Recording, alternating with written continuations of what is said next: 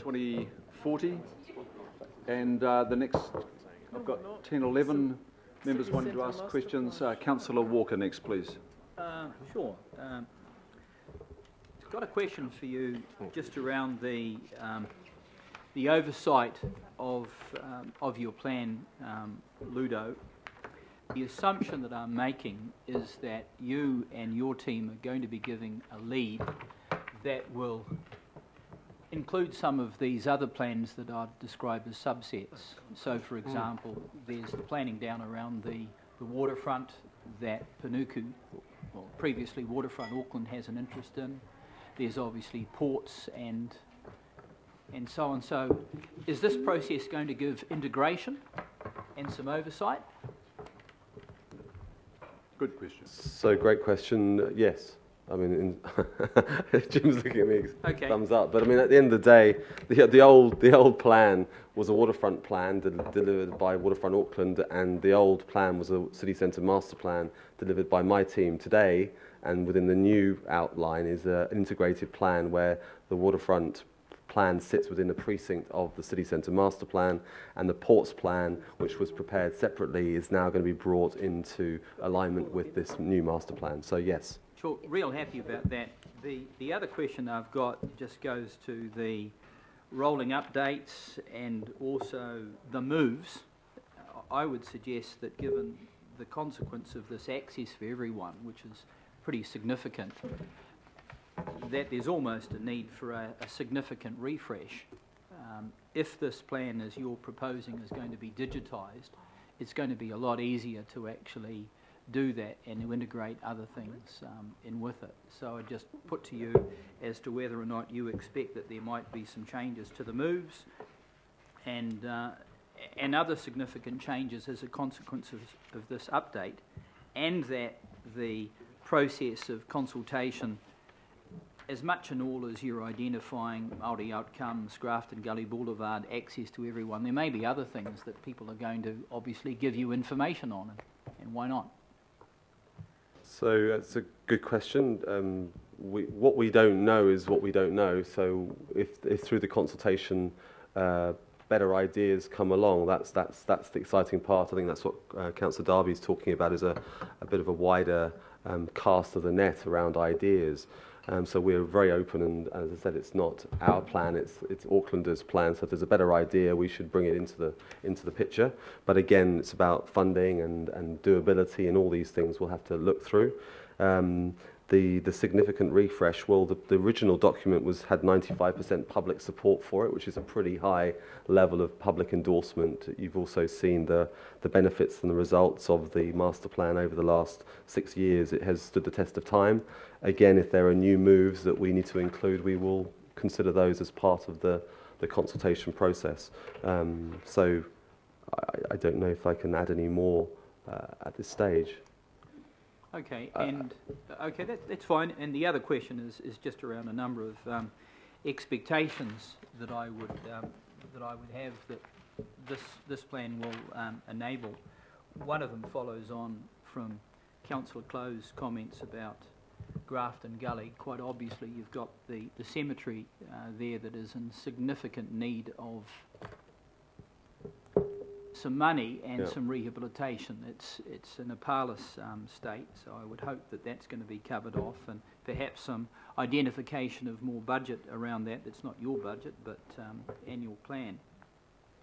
The other expectation that I'd have that goes to public transport is that it also includes some of the things that you see in other cities that enable enhanced mobility, particularly for people that are disabled and the like. And I'm talking about smaller vehicles, sometimes almost beach buggy type affairs and the like, that are able to take people all sorts of places other than just those that the buses or the trams or the like might be going. And that includes people arriving from cruise ships and the like. So that's an expectation.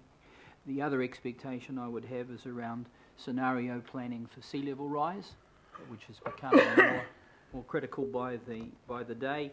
Councillor, They're not Oh, that- questions, they're statements. Can you reserve that for when you're speaking Understood. to? Are there I any just find questions your you have at this suggestion- time? No, that's okay. They're just some questions around my expectations, and I don't need an answer to them right now, Mr. Chair.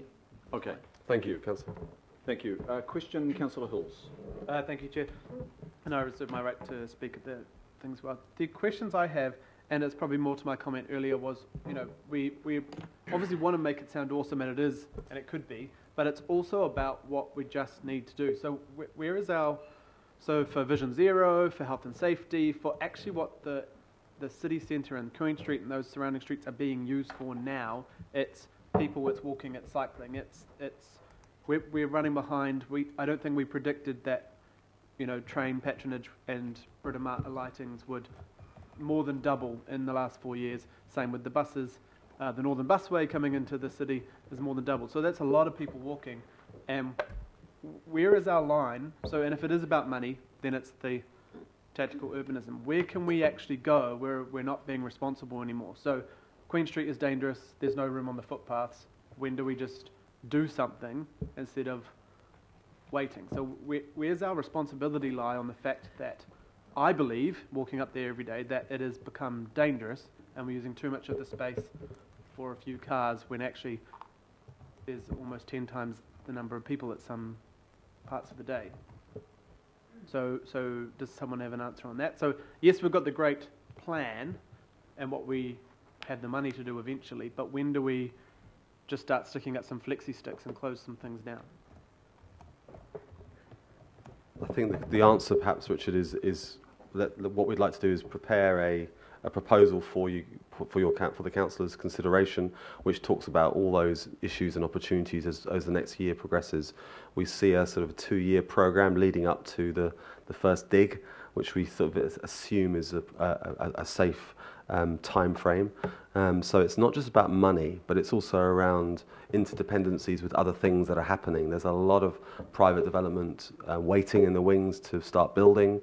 There's a lot of private development actually being built at this stage, as George talked about, I think $1 billion a year over the next 10 years. There's a lot of private investment. And so what this plan does is it coordinates and integrates all that work. And once we've done that work and put that plan together, we will see where the opportunities are to do other things, because there may not be that many examples in downtown to do at the moment. There's a lot going on. So we'll get a better sense of that once we put the plan together and brought that back to you. But as I said, I think the Mayor asked the question earlier, what can we do in terms of tactical programmes? Once we've got this plan agreed, then we'll come back to you with a series of things we can do and will do. Does anyone want to Well, just respond? to say that, so although the plan is for the future, AT every day has the safety responsibility, and so things like the 30k zone at Queen Street is already a 30k zone. We're looking, as you know, to expand that across the wider city centre for in response to the vulnerable user risk to pedestrians around the city centre. And so there are a range of programs that we'll have to support it, and A for E, the Access for Everyone, fits within that as a kind of a supporting, overlaying thing. So there's a space allocation, there's a speed and vulnerability risk, and then there's the quality of space, and all of those things will be meshing together with this proposal.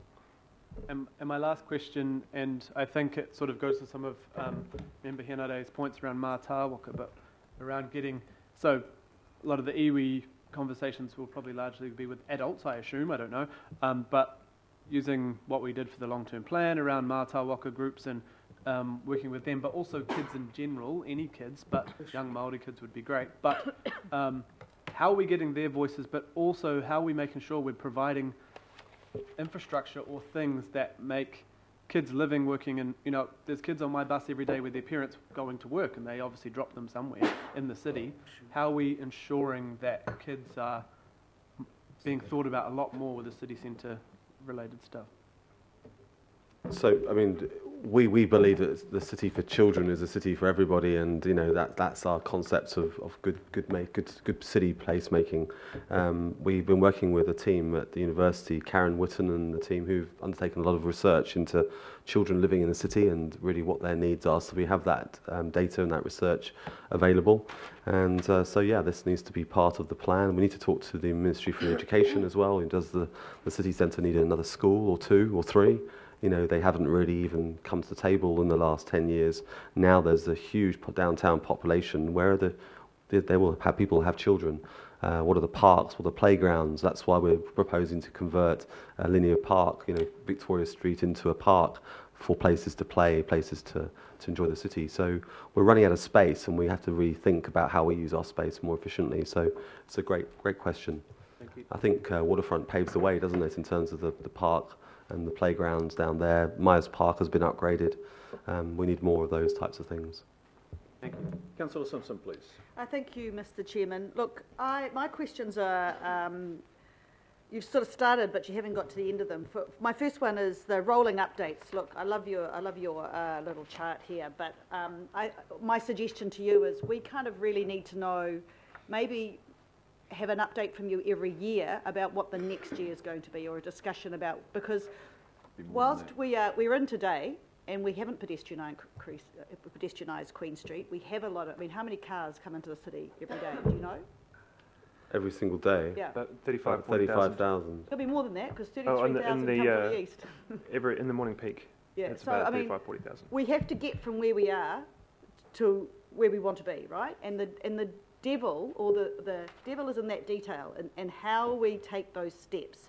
So my questions are, can we have, first of all, the rolling update that is at least annual, or at least works within a political term, all right, as we get to that point.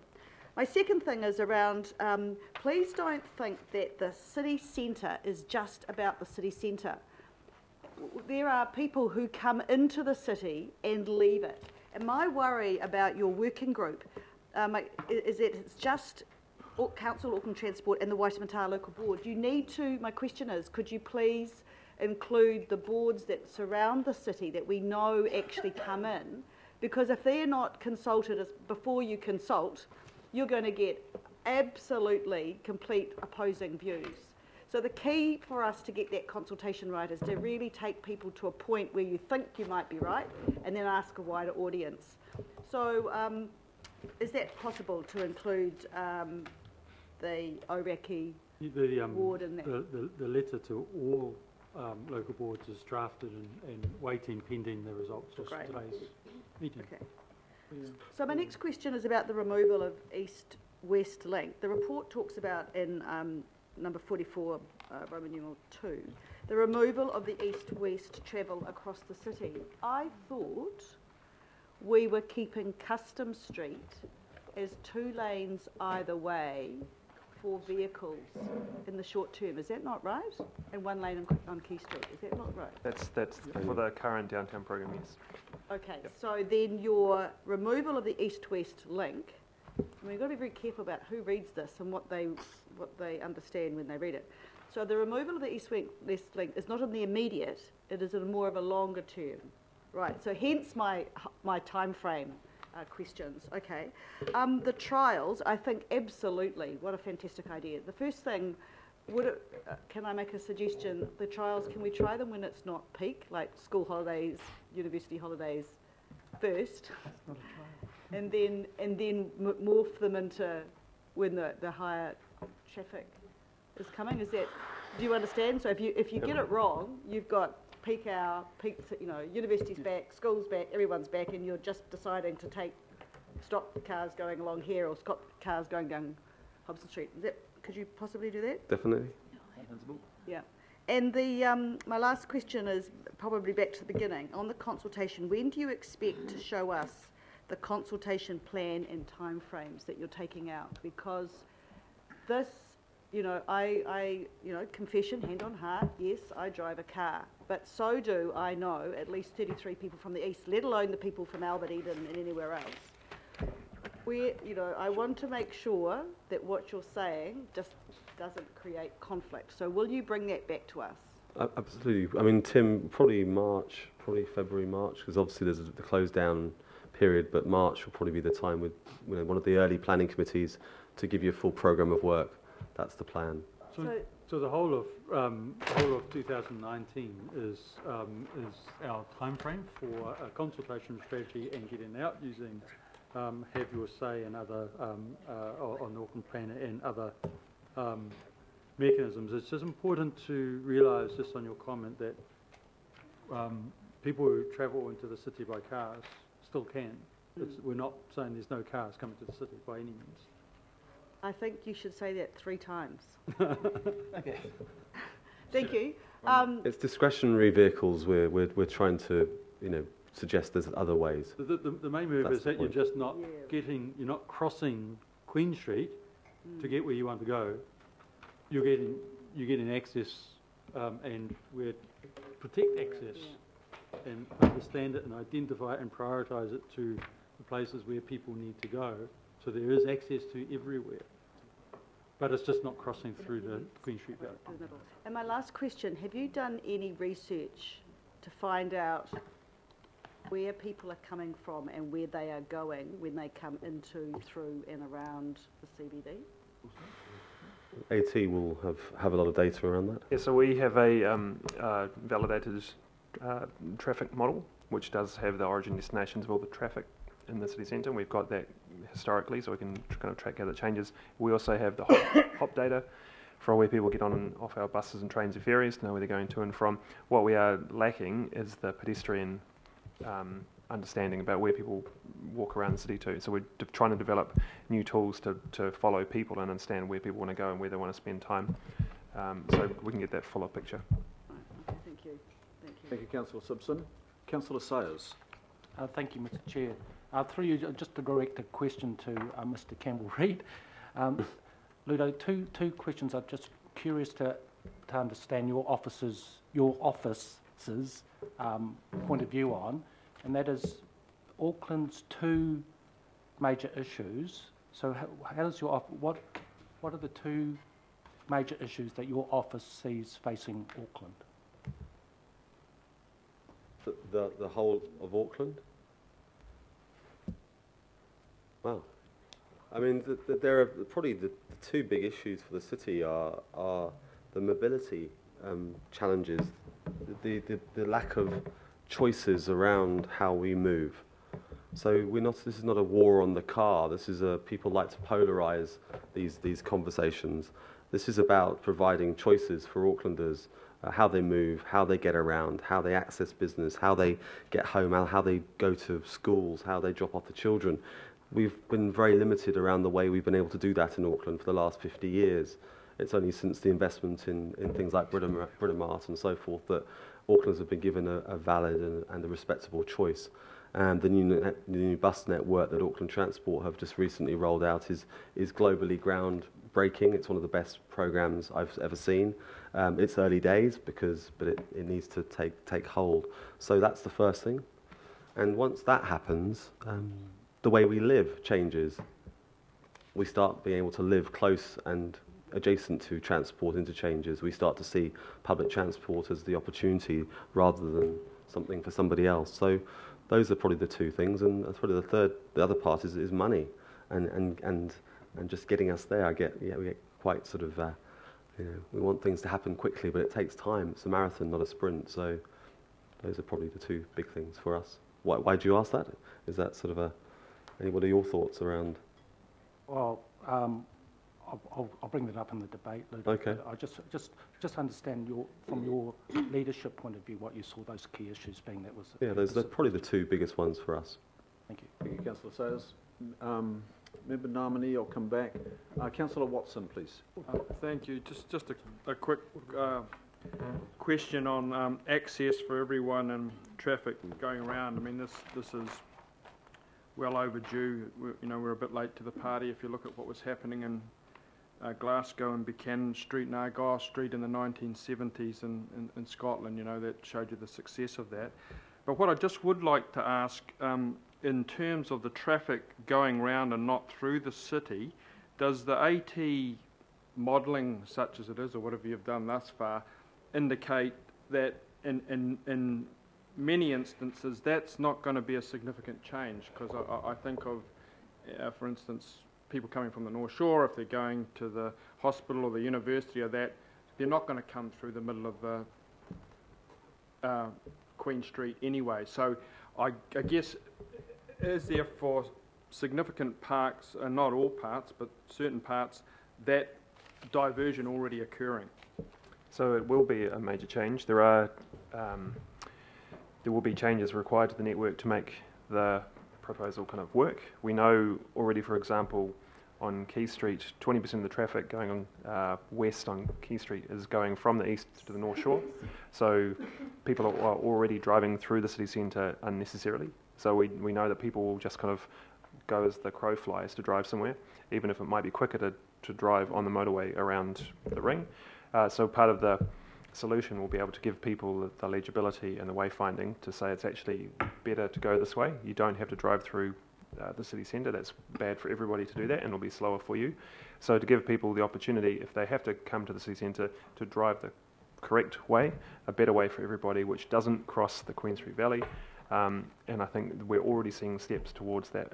If we're doing the downtown program, which is reducing the number of lanes and improving the quality of Quay Street, that's automatically discouraging unnecessary traffic. And we're testing that with our models to figure out how we need to change the network and support that in different parts, because it's different all on either side of the city.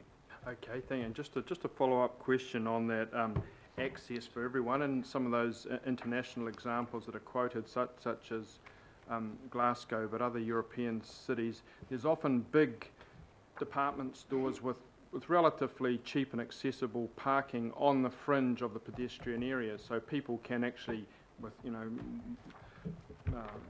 women with children or older people or whatever situation, there is accessible parking outside the pedestrian zone that is easily accessible, and which is a kind of direct route for people coming. Now, I'm not quite so sure that we have that that kind of duplication of that accessibility in Auckland. Do you have any thoughts on that? Yeah, so there are no car parking buildings accessed off Queen Street. So the work we're doing with the zones allows for all of those parking buildings. We've kind of mapped them to make sure that they remain accessible from a zone, so that you can still get to them and use them. But what we want to do is take Queen Street out of the equation as a traffic route to get to them. So the public and private car parking buildings will remain available. The legal property access to every property will remain. But the route by which people get there and their transport choice will change in the future. Okay, thanks. Thank you, Councillor.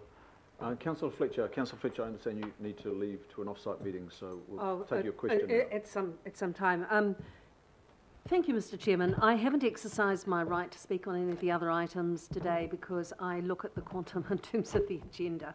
So I don't wish to exercise my right to speak to this, but I do want to ask a couple of questions of Ludo that really follow on in part from those put by the Mayor in collaboration and actually Councillor Sayers in terms of the big challenges. My question to you, Ludo, and I mean, I'm invigorated by the possibilities here. I'm quite excited.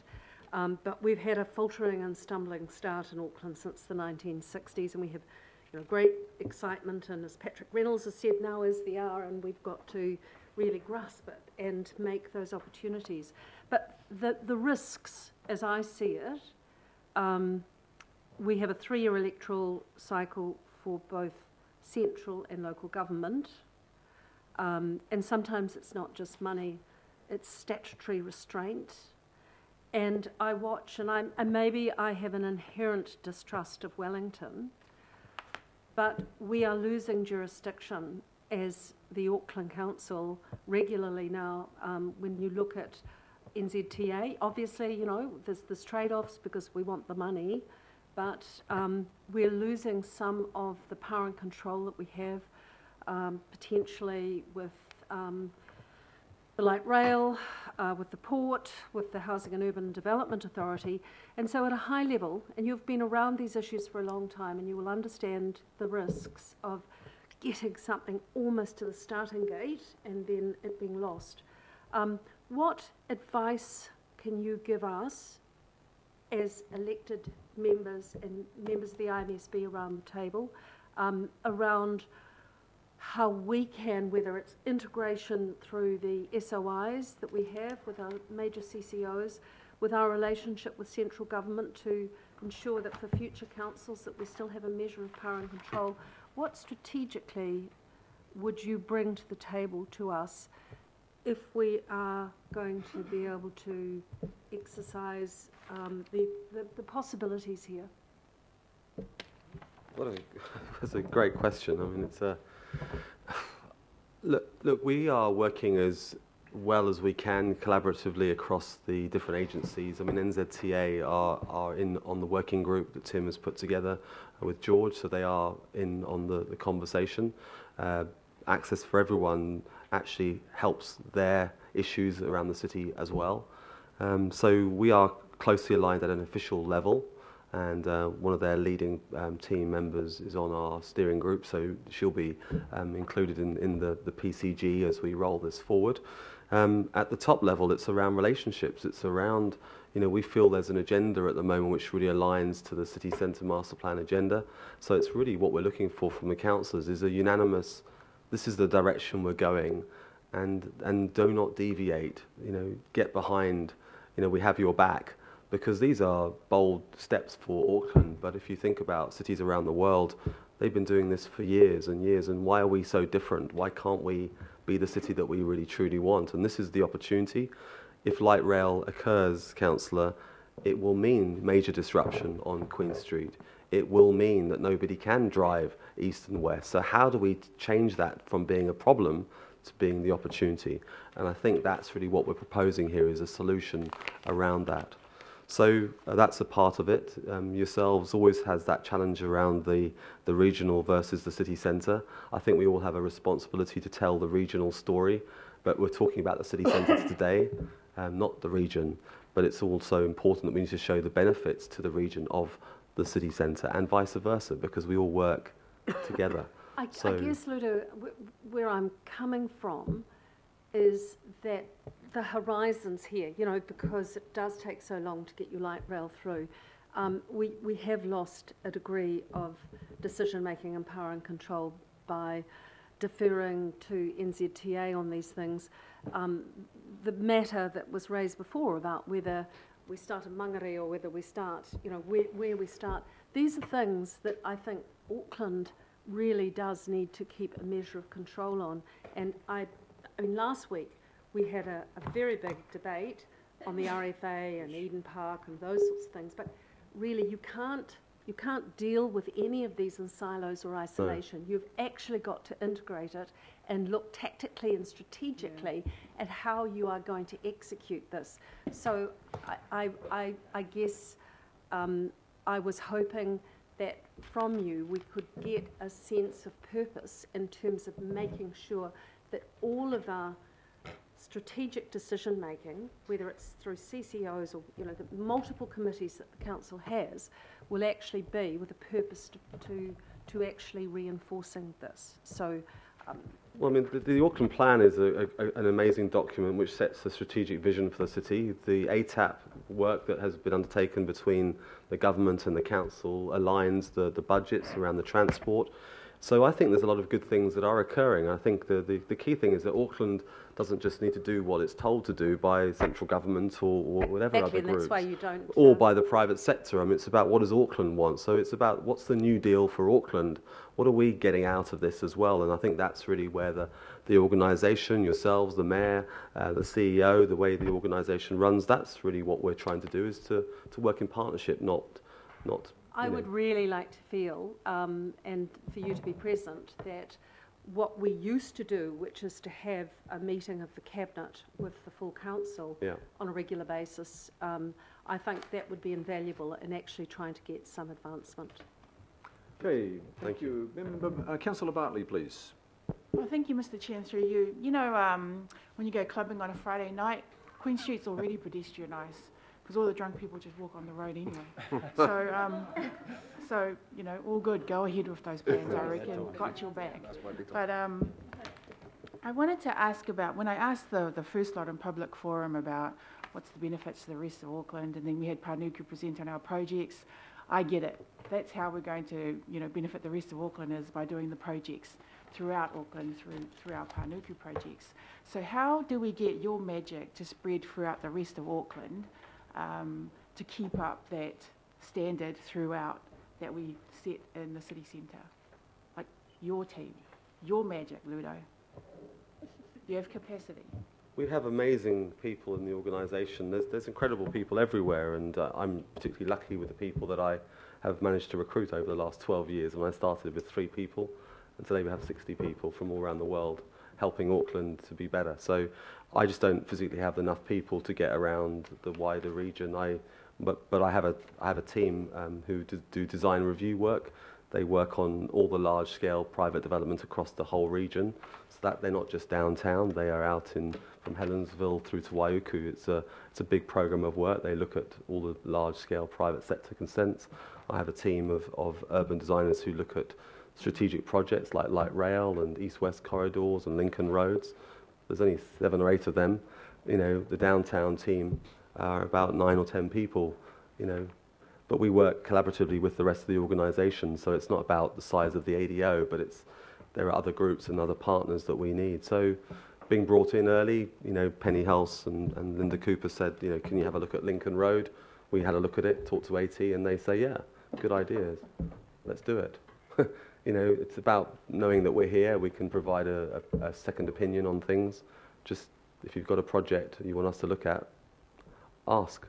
Unlock Premier. Come over, do that. Okay, yeah, I will ask. Thank you. Member Namani, please. Oh my goodness, I'll pass. Pass? I think, no, I'll pass. We'll come back to you in a It's been minute, a if you like. Councillor Casey, please. Yeah, I won't speak, but I will ask a question. Ludo Campbell-Reid is a wonderful, enthusiastic, indeed magical urban design champion.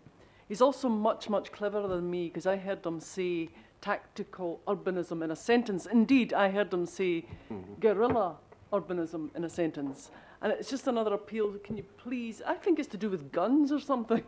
Can we please change it in the resolutions just into plain English as to what it is we're saying? That's all.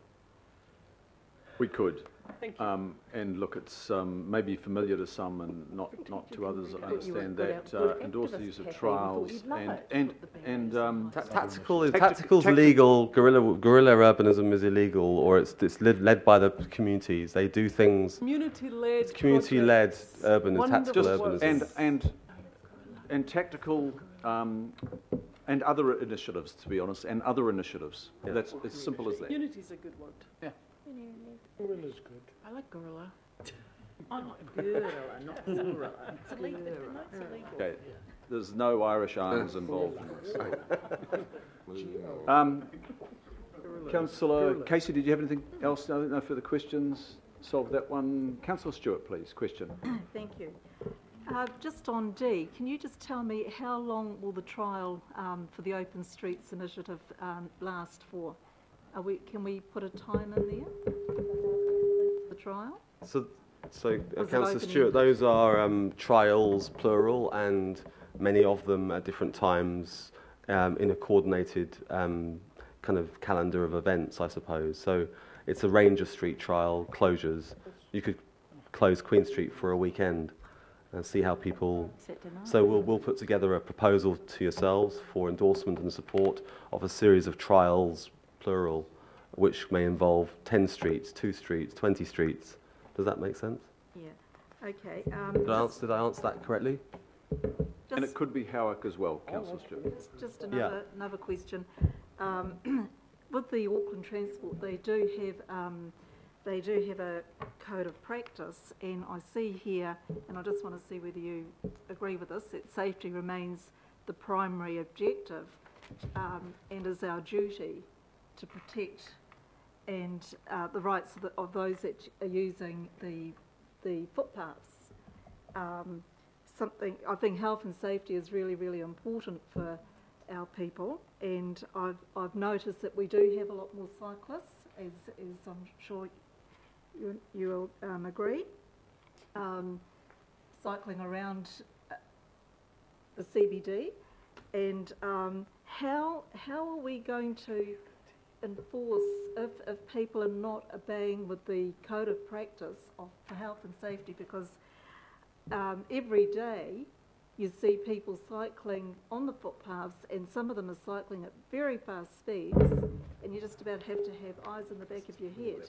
So you've not only got the cyclists, but you've got the scooters and everything.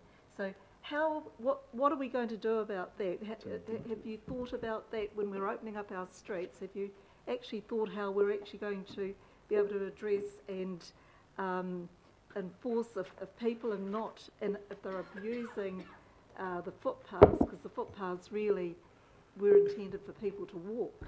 Yeah. So it is a concern, and I know Councillor Fletcher was almost knocked over by a scooter. Just the other day, I was almost knocked over by a cyclist walking across to Albert Street. So I just wonder how you're going to address that. The other thing is, with cyclists, in the code of practice for Auckland Transport, is there a code of compliance for cyclists when the pedestrian, at a pedestrian crossing, when everybody's crossing, quite often there's cyclists that are cycling madly all over the place while people are trying to cross over. Do we have a code of compliance, and how are we going to monitor it, and how are we going to address these concerns? Because I think these are very, very serious concerns. Thank you. Sure. So as a cyclist myself, I can answer some of those questions. Often I've noticed people riding on the footpath because they don't feel safe on the road. The safety concern we have most critically is the vehicle vulnerable user risk. That does mean some people who want to ride feel safer on a footpath, and that creates a different safety challenge. Something like the Access for Everyone proposal gets rid of a lot of traffic that doesn't need to be there and creates more safer spaces for people to cycle, more room between the pedestrians and the cyclists, allows us to put in dedicated cycleways that cyclists can then use and not be on a footpath endangering pedestrians. So the Lime scooters and things like that are an emerging challenge for us to deal with, and it comes from having a dense city centre that's full of people and people wanting to move around, and knowing that we can't do that in private vehicles, so we have to find other ways to do that. In terms of the question about at a pedestrian crossing, traffic lights where a cyclist goes, so in theory that's illegal. There's a trial that we've been trying to do to say that actually that's a safer way of cyclists moving through the streets rather than having to fight with the cars for the green light. Often that's when accidents happen and the car gets a green light and takes out a cyclist. So we're trying to find safer ways for everyone to use the streets, and the slower speed limit is one way of doing that. So are you telling me that the code of compliance, that if there's pedestrian crossing, a person with a cycle should hop off the cycle and walk across the road like everybody else? So in terms of the road code, that is what is meant to happen, yeah. Yeah. And just one other thing, I know most mornings when I come down Simon Street, there are cycleways, and I notice that more often than not, people are not using the cycleways, they're actually on the busy road, and sometimes there's two abreast. And so is there a code of compliance, and is there something that we can do about that if people are not actually using the cycleways that we've actually provided, and they're actually the cycleways here, and they go onto the main road, and they're actually holding up a lot of traffic, and that's putting their lives at risk as well. Yep. Down Simon Street, I think the cyclists would probably be going faster than the traffic most of the time. That cycleway that I think you're mentioning, we know is too narrow, and it's got a lot of people walking on it. So I don't use it because I'd be running into people at speed. So on that one, I'm brave enough to take on the road and ride with a car. But everyone's different. There's a range of people cycling. At a slower speed limit, everyone's safer. So a lot of those risks are taken out of the factor. And I guess the incidents we're seeing, we've got a lot of near misses you're talking about between pedestrians and cyclists, but whenever there's a car involved, you're talking about deaths and serious injuries. So I think we at AT are focusing more on reducing those risk factors to make sure that we are only dealing with people just getting in each other's ways. We're not dealing with serious injuries and deaths. Just another question, because we're going to be having these trials and we're going to be opening up the streets all over the place, and as you said, it could be in Howick. Can we make sure that, or can you make sure that the code of compliance and anybody that's a cyclist or on a scooter, they actually know what they're legally supposed to be doing? And can we also find out how we can enforce that if people are actually doing it illegally? Because we've already had one person that missed their granddaughter's birth because she was knocked over by a cycle, and cycles can kill, you know. So cars kill. It's a really important point, Councillor, and we're going to have more cyclists cycling, and there's going to be people walking on the footpaths sharing, and there'll be. So I think we all have to learn.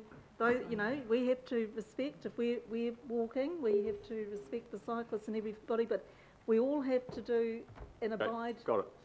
Ludo, it's sort of just outside the main thrust of this, but can you just answer that briefly, please? I mean, I think it's the most important issue around safety in the city, and it's the number one priority for Auckland Transport. We have the highest pedestrian death rate in the whole world in the OECD countries. This is a terrible thing, and that's pedestrians killed by cars. Something like 70. What's the numbers, Daniel? 69, I think. Yeah. 69 people are killed a month, or is it? Yeah. In a year killed by private cars. So this is a real big issue. We all have to learn to be more respectful of each other. We need enforcement around behaviours. We need incentives. All these things. You're absolutely right. But the biggest problem is the cars. I just sort of heard something, and I think that's quite right. And I think people that are walking on footpaths and crossing roads, they also have to have a bit of respect as well, and the jaywalking, and there is a lot of that. And I mean, when you've got a pedestrian crossing and you're only about 20 metres away from the pedestrian crossing, people are actually crossing in the middle of it instead of actually crossing at the crossing. So I think what I heard is quite right. So we all have to work on this together. If we want this to be successful, we all have to work on it together. But thank you. Councillor Hills, please. Before I speak, it's just a question, and I unfortunately, was in the bathroom when you guys changed the resolution. I'm concerned that we would change it from tactical urbanism, which is actually a much more on point and descriptive than trials and inventive placemaking. Everyone just needs to Google tactical urbanism, which is an umbrella term used to describe a collection of low-cost, temporary changes to the built environment, usually in cities, intended to improve local neighbourhoods and city gathering places. Like, it's very common around the world. Those words don't actually mean... Okay, let's deal with this, please, because I don't want to wordsmith these motions. When the team actually know what to do, and if we know, and if we just have technical urbanism in inverted commas, and you can look it up and understand it, how's that? Perfect. Let's go back to what we had, and we'll put inverted commas around it, and people can look it up then. Yep. They can use Google, and they'll find out pretty damn quickly. So let's just keep it there. Councillor Hills, was that your final question there? That was my question. Good. Now, just before we take speaking turns on this, and it's moved by myself and Mayor will second. Can I just ask the team on C, D and E, and this applies not just to the ADO, but it also applies to Auckland Transport through Daniel, who's at the table. C, D and E, can you just tell me if there's any issues or it has your support, those motions? The only thing I would say is it just needs who do you want us to do that? Us or AT, or someone needs to be accountable for doing this stuff, is my experience. Unless a group is told this is your accountability, it ends up landing in lots of people's camps and it doesn't happen. So I've deliberately left that off because there's more than one and I don't want to list them all. Yeah. There's clearly a responsibility of Core Council its regulatory teams, and then Auckland Transport. And Auckland Transport already have a letter from the Mayor asking it to outline an open streets program, and that work is already underway. I've seen a draft of that work through Catherine King's office, so Daniel is fully aware of that. I think the parties know who's responsible. Is it, Daniel, do you need your name, or not your name, but the CCO's name there? No, it's good to have a request that we're already getting on with. That's very helpful. So we are already working on all of those in some way, shape or form. The challenge, as Ludo says, will just be who will report back on those back at this forum. So if that could be clarified, even if there's multiple players, just who will be reporting back on it, that would be good. Okay, anything else to add? We're right. Sorry, Jim, I just had something from Jim. I'm just saying, I think it's our role to report back, so we'll work with you. So. We'll conduct that, yeah. Okay, so just in moving this, I want to acknowledge the team. We've spent quite a lot of time on this. We've workshopped this as well, so there's obviously a lot of interest in it. And all the parties that you've mentioned, from Emma Cagney, Boffers, the groups that we've had here today, and it's amazing to see such a joined-up approach and unanimity. Really, it's like, please don't wait for another report. Can we get something on the ground pretty quickly? And yes. in the sense of the trials, I'm not anticipating a big report to come back. I'm probably giving personally some mandate for the teams to go away and actually surprise us with some trials and some interventions, that tactical, those interventions that we've mentioned. I don't want to see a full-blown report about some pop-up bollards or some deck chairs and an umbrella that turn up in a parking space. I do not want personally to see a report on that. I just want to see it done. Yes, this has been mooted since 1999, but so was the City Rail link. The difference is no one did anything about it. Well, they attempted to do something and they were blocked. So I think you're sensing a council that's joined up here, community that actually is urging you, giving you license to go and do, not just ponder an idea. Great. So congratulations to you all.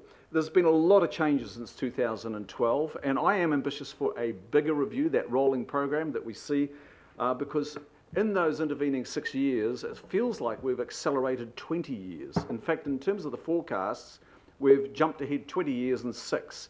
Imagine what we'll be looking at over the next 6 unless we plot our course well.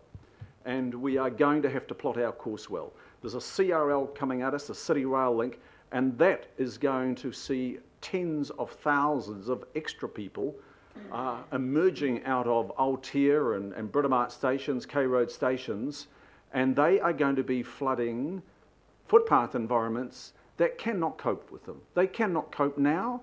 People are being nudged off footpaths on High Street. You can't navigate High Street at pretty much, for 10 hours of the day, you've got about 900 mils between some gas meter that's poking out of someone's wall and the edge of the curb. It's an ugly environment.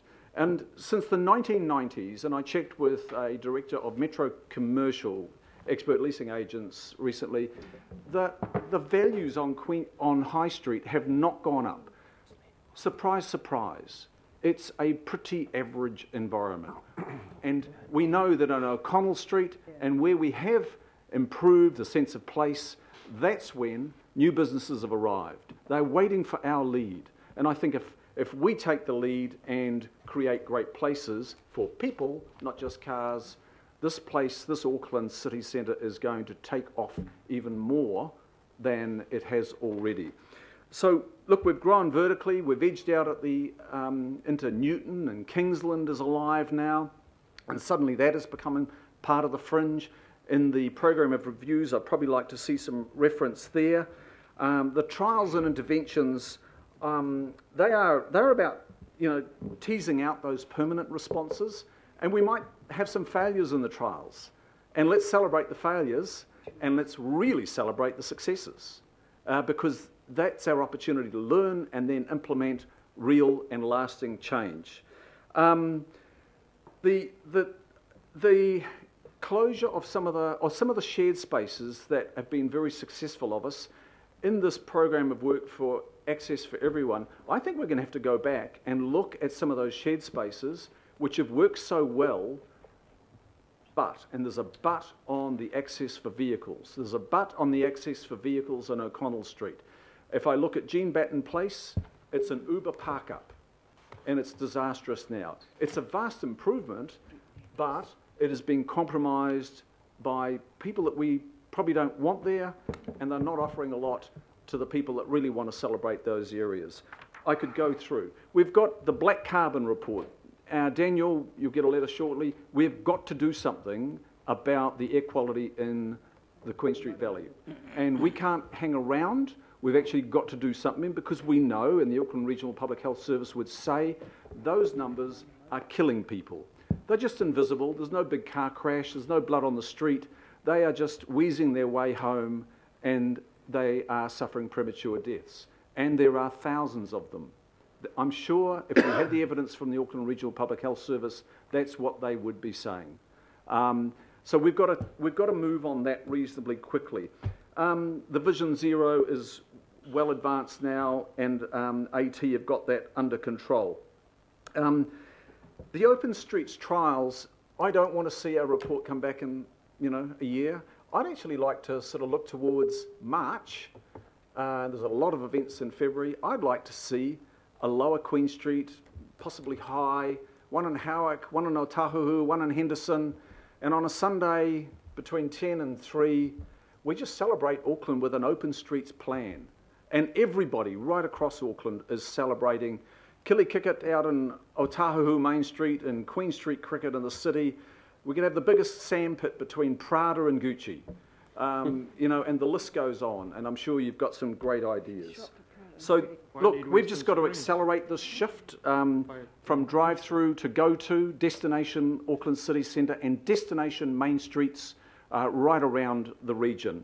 I sort of often think of it as inviting the curbs to come together, kiss and disappear, and in the process you create a seamless environment for people to invade the street. The street is the open space that we haven't really seen as being true open space. We've just got to reinvent it and change it dramatically, and people will love us for it because they'll be loving it. So just in moving forward, I've stressed the importance of creating those innovation labs. Watercare, I was just really intrigued with how they do things at Watercare now. Customer Central at Auckland Transport I've also witnessed, where teams come together from these disparate units and come into one room, collide ideas, and spit out the most amazing outcomes. Let's see that happen with our universities, our students, business community, living community, and others. So we've just got to tap into that brilliance, and sometimes it'll be a little uncomfortable, but the brilliance extends well beyond our core council, and we've got to fly with that. So let's open the door to Aucklanders there. Look, I've probably said enough. There's a lot of enthusiasm for this. Sooner, not later, please. I think from those that are about to speak, you'll get a strong mandate to go forth. Thank you. Thank you. Mayor Goff. Just very briefly, because I'm conscious of time, Mr. Chairman. Look, I think we've got the vision right. This is about making the centre of Auckland a destination, not a series of through roads. It's about making a city centre that's focused on people, not on cars, and making it, I think you used the word, Ludo, a memorable and a fantastic place to be, a place to walk, a place to enjoy, to relax, to visit. And it's also a place that's going to have a connection to its waterfront. So the vision, I think, is absolutely right. The second thing is, there's nothing more powerful than a vision attached to necessity driving it. And the necessity is, 118,000 people working, 70,000 students and staff there each day. It's about 57,000 people living there and growing, and it's about more and more visitors from cruise ships, hotel blocks that are soaring into the sky. This has to happen. It's not a matter of choice. It's not even a matter of this is a lovely vision. It is a lovely vision if we get it right, but it's a matter of absolute necessity. You know, pedestrian numbers doubling every few years and CRL and light rail expanding that. The third point is, what's the next step? The next step is to communicate with and get buy-in from people about it. We've started that process. We need to listen. We need to go out and meet with people. We need to deal with any problems that arise. We need to fill in the details, and we need to make changes to the plan where arguments justify it. And the fourth point I want to make, because I was listening to Toh much earlier on in the debate, why are we putting this effort into the centre city? Well, we're doing it, one, because it's 20% of our gross domestic product, and it's 7% of the country's whole domestic product, our economy. It is the most important economic driver in the country, and it's also a precinct that's growing faster than any other in the country. And this isn't about a select group of people living in the city centre. This is people coming in from the north, south, east and west of the city to congregate. And any city needs a heart. This is not being done at the expense of other areas, but in a way that's complementary, because people are coming in here to study, to work, and to enjoy the city centre. So I think the proposals are a good one. I think we've probably got the majority of people in support of that around the city, but we need to go out and we need to fill in the gaps, and we need to communicate with people and get it across the line. And it can't start fast enough. Thank you, Mr. Chairman. Thank you, Mayor Goss. Councillor Cooper.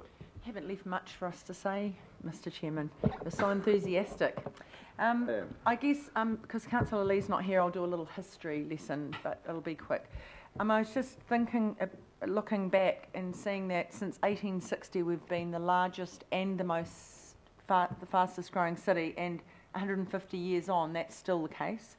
In my lifetime, I think as a child, the most exciting thing you do is come into Queen Street on a Sunday after dropping my uncle's parents at Grays Avenue Apartments after Sunday lunch, and window shop in deserted Queen Street into Smith & Coe's. There wasn't anything else, so there weren't many cars at all. But and we were just reminiscing about the farmer's bus, because that's how it worked. You got a car park at the farmer's building, and then you got the farmer's bus down to Queen Street. You didn't bring your car down here. And we've got 53,000 residents in the CBD, and so it's not like it used to be. In fifth form geography, I was taught about the dead heart of the CBD of Auckland. It was called the dead heart, because probably the people in Grays Ave were pretty much the only people that lived here, in a few flats above some of the shops. I might be wrong, but that's what it felt like. And one of the things that we did to get some foreign food, because my dad had lived in Singapore in the 50s in the Malaya War, was we'd bring our aluminium pot from Mount Roskill in the Mini and go into the back of a Chinese restaurant in Queen Street, and they'd fill up the pot, and that was our takeaways. And so things have changed a lot in 50 years, and that was, you know, for a few of us that were Aucklanders as children here, that's what it was like. So I'm really pleased, because and I do see when I come in on the ferry from West Harbour, people bring their children and obviously into daycare, into here, because they get more time with their kids if they drop them where they work. But I'd like to see that those kids aren't trapped in an artificial environment, some floor up somewhere, that they can actually be taken out in their little groups for really pleasant walks to Myers Park or wherever else it is that we're going to develop, and they get some outside fresh air, tree time in their daycare time, because that's really critical, and any schools that are in here. I think too, there's some talk about, you know, we put money in here, we don't put it outside, but other people have in the suburbs. But because we've been the fastest growing city, we've spread out a hell of a lot, probably too far, but it's done now. And so for me, if you look at the Panuku list of, in their program of Transform, Unlock, Support, there's now, is it 21 was Pukekohe? And I hope I said that right, Toh. Is that we've... Shit, that was funny. Kia ora. That we've, you know, we've got 19 of those, 21 altogether, but only 2 in the CBD. So that's a huge amount of investment in terms of and what we're doing all around. And I think too, we are going to be working on our suburbs, and that's good. And I do know that the Auckland Development Office have been working with Panuku and particularly Henderson Unlock, and that's been really great to get a different eye on that. Not a opposing eye, just almost affirming what we're doing in some of those areas. So for me, that's so important. But also, 53,000 people live here, but I don't know if I caught in this huge home how many people come in during the day. Do we know how many people enter? Yeah, it's probably Another there's 53,000? 118,000 people work here, and probably another 100,000 come in every day to work with those people. So daytime population about 370,000 people. An awful people. lot. So many suburbs of people, which are average suburbs about 30 to 40,000, come in here in the daytime. So that just makes it more pleasant for them. One of my concerns is that when we talk about incorporating what we call the inner suburbs, they're the ones that it's more easy for them to get in because they've got more PT options, more walkability, cycle options. It's those of us that live in the outer suburbs, Kumeu, how it goes. It's probably a bit more scary for us because we don't have so much many PT options. So the car's kind of it for a lot of us. And so for me, it's about making sure that AT are really investing in our transport hubs so we can leave our cars in our suburbs. And so I think that's critical. If this is going to work, we've got to invest in those because it won't work if we don't. We have to have options to leave our cars somewhere near where we live so we can get on public transport. So that's really critical to make this work as well. So that will be investment in our suburbs. I think I just want to finish. I found this article, this quote. It's a quote from good old Tony Alexander, the BNZ economist, and it was 2016 after we've adopted the unitary plan, and he had some good things to say, but what he said was, people who have better options to get out of the car tend to be more physically active and healthy. Town centres where more people walk, ride or bus up are more often more vibrant and economically successful than those where people must navigate a maze of car parks, and I'll add cars. And in generally more connected places where better street life tend to be more enjoyable for everyone. And that's what I'm looking forward to. It's very unpleasant cycling in Queen Street. And that's why people do get on the footpath, because they're scared witless that they will be hit. And so I think that's what's going to be pleasant, more pleasant and more exciting and safer for all of us. But as we continue to invest right across the region. Thank you. Thank you. Thank you, Councillor Cooper. Councillor Hulse. I don't need to add to it, except let's take those water-filled barriers down there this afternoon and close High Street. Okay, this afternoon. I'll take. This afternoon. Thank you. The staff heard that. Good. Councillor Hills. Thank you, Chair. And thank you all to the teams who've been and are continuing to do this work. And I think that, it's just clear, I'm excited about it. Yes, it's transformational, but I also don't want to over-egg that this just needs to be done and it's business as usual and it's safety for the people who are using the space. I mean, the figures that the crossing Vic and Queen, that intersection between noon and 1 p.m, we've got figures of 4,500 people crossing that section an hour and 500 cars. So we've got 4,500 people standing around waiting for the few trickle of cars going through there. So it's, we're already looking at that way. I'm also worried that we focus too much on preparing for the 33,000, say, coming from the east or whatever along Quay Street. If we keep preparing for what's there already, we will never be able to do it. I mean, 2004, 21,000 cars a day were going down Queen Street. Now it's 10,000 cars a day. So if we'd planned for that 21,000, we would have never done the things we've done already. We've transformed the city. There's hundreds of thousands more people here, and we've halved the number of cars going down Queen Street already. When we want to look at what it means for the whole city, it's actually, when the CRL's in place, you're going to have people from Swanson who used to be 70 minutes to get here, now 40 minutes. You've got people from New Lynn who used to be 40 minutes to get here, now maybe down to 20.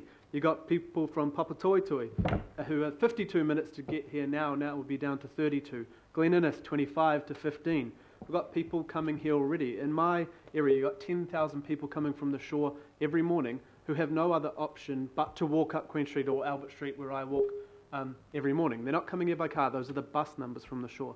You've got 12,000 people getting off the ferries from Gulf Harbour, Half Moon Bay, Devonport, Waiheke. Those 12,000 people don't just stay at the ferry terminal, they are walking and cycling and running up the street or lime scootering up the street, and we're actually not providing those spaces. I take it the change and the numbers can be scary, but when we complain about lime scooters or cycles or whatever on the road and the footpath, it's because we aren't providing the safe spaces for those people, so they choose the safest, which may make other vulnerable users feel less safe. But that's up to us, and we're not doing it fast enough because people are coming too fast, which is great. You know, I don't think we expected to double our rail patronage in 4 years. I don't think we expected the Northern Busway to go from 2.5 million to 5.7 million in 4 years. These are the people who are choosing their ways. You know, we can get angry at cyclists on the road, but we have 7,000 bikes coming into the city a day now, approximately. That's 30 kilometres of cars lined up. That's from the city to Silverdale. That's a whole lane that we don't need anymore, if you want to put it in physical terms. So this is happening anyway, whether we like it or not. It's just, can we actually run fast enough? You know, 50 to 70,000 students come here every day, and that is from every part of the city. I worked in high schools before this job all over the place. There were kids that I know coming from Alfriston, who are coming from Rutherford, who are coming from Waiheke, Rosehill College. All those students either had plans to come study here, come work here. All the construction is not going on by people who live in the city centre. They're coming from everywhere. And like the Mayor said, or someone said, it's less than 1% of our floor surface and 20% of our GDP. So, and also, it's about $1 billion worth of work, but the rates being paid by the city centre is over 1.5 billion over the next 10 years anyway. So they're actually putting in a whole lot of what is coming out and then expecting the rest of us to come and jump on the people who live here. So to me it's obvious, yes it's transformational, yes it's exciting, there's so much we can do, but actually we just need to do this because it's how our city is functioning now. So we just need to hurry up and provide the infrastructure and the spaces and the safety before we're in a lot of trouble. So thanks. Thank you. Thank you, Councillor Hills. Councillor Wayne Walker. Yeah, I'll be ultra quick, Mr. Chair. I heard the comments that the design team made around how we integrate things, and importantly for me, I think what they were saying was the need for leadership, and implicit in that, from my perspective, is accountability and responsibility. So I'd like to suggest a few words that you might consider, Mr. Chair, and that's in E, and it's after where it says a rolling review of the city centre master plan by July 2019, and the words would be led by the Auckland Design Office. Look, can I just check in? I've had a number of people speak to the motions already, and now I'm getting a late change. I'm thinking of the other speakers. I haven't spoken before, Mr. No, Chair. but it's the other speakers who haven't. So look, can I just take it that this is being led by your office anyway? That's where the work is coming from. The city centre master plan review work is being led by us, yes, working with Panuku, who lead the master plan for the waterfront plan. So we're going to integrate those two plans. So we're going to partner with them on that. So that's Councillor, it's implicit. I think unless. So they'll be preparing their document with us, and we'll be preparing our document. They are integrated. They will be two pieces of work in effect, because there's a board which will need to look at the Panuku work. So I think Councillor Walker's sort of saying that is there need to be one group leading the overall piece is what he's asking, I think. Is that right? That, and the answer is your group is the lead and facilitator of that work. Yeah. Okay, so if you I would hope then that Panuku's got that message, so I'm comfortable with that, Mr. Chair. Thank you. Member Nunn.